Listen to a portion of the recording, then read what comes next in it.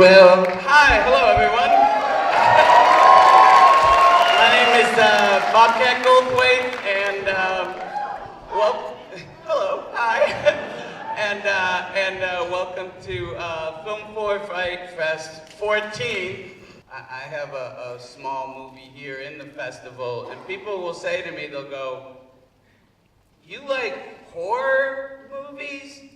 And I always say back, "Are there any other kind of movies?" All stories are horror pictures. They're all about death and rebirth, even the most pedestrian thing. Although I doubt, well, maybe there's some of that in Grown Ups too. I don't know. To me, that's a truly, truly frightening movie. That movie looks so bad, I can't believe I'm not in it.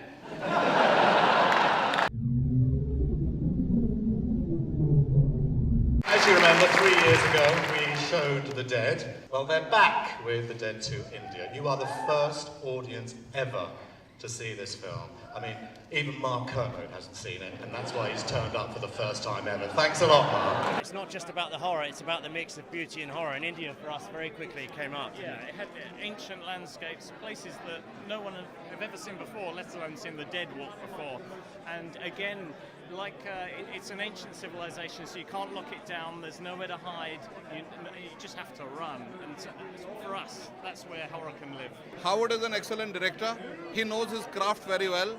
And this was my first movie. He put me at ease, and I think we did a great job together. These boys shoot in such an extraordinary, authentic, documentary-like, beautiful way that then you get this, like a French blooming art movie, zombie film. It didn't feel at all scary with the zombies because I knew they were make-upped.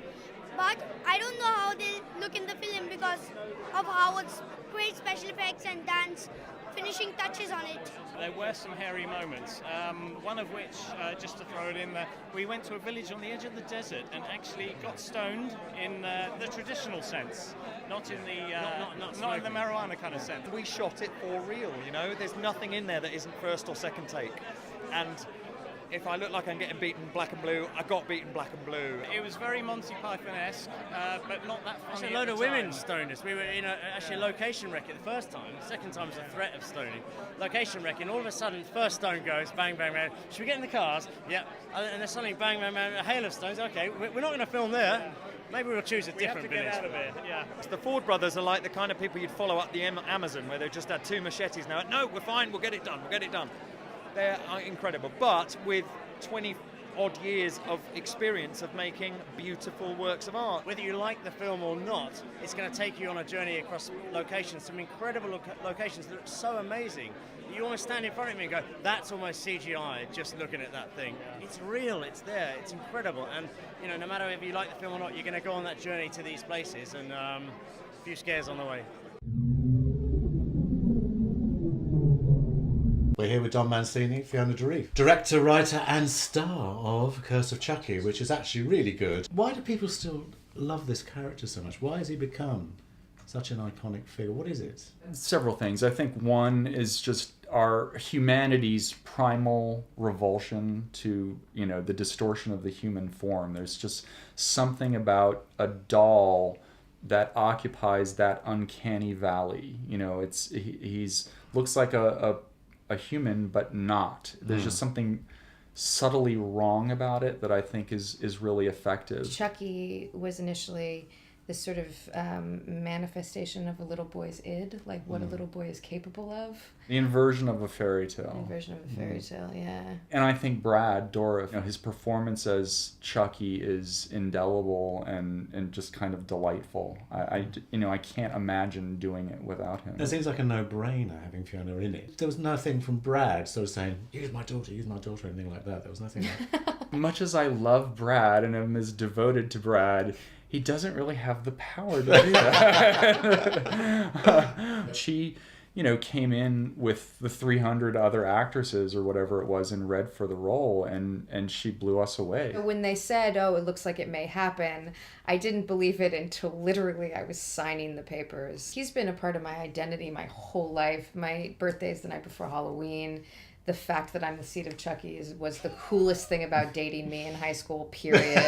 You know? She reminds me a little bit of Amy Irving, circa Carrie, the Fury. Well, her costume, the white nightgown, is direct lift from Amy Irving's. Now you've said that, I get it. Oh, totally. So it's very, self-aware as well, as you're saying. It sort of delivers the scary goods, but it also sort of like does key into the whole lineage anyway, which is the part. Yes, I mean, I really wanted it to be a love letter to the fans, really, because this is the 25th anniversary of the franchise, and the fans have been so devoted, and they've been saying that they wanted a scary Chucky movie again for several years, and so that's what we really wanted to build in, a kind of nostalgia factor for it and make kind of the ultimate fan experience for Chucky. Maybe it's better to say it's not inconsistent with any of the mythology that has piled up, including Bride and Seed. We just took care not to make any direct references to certain aspects of the mythology that would break the serious horror spell. Like, we never refer to Chucky's gender-confused child.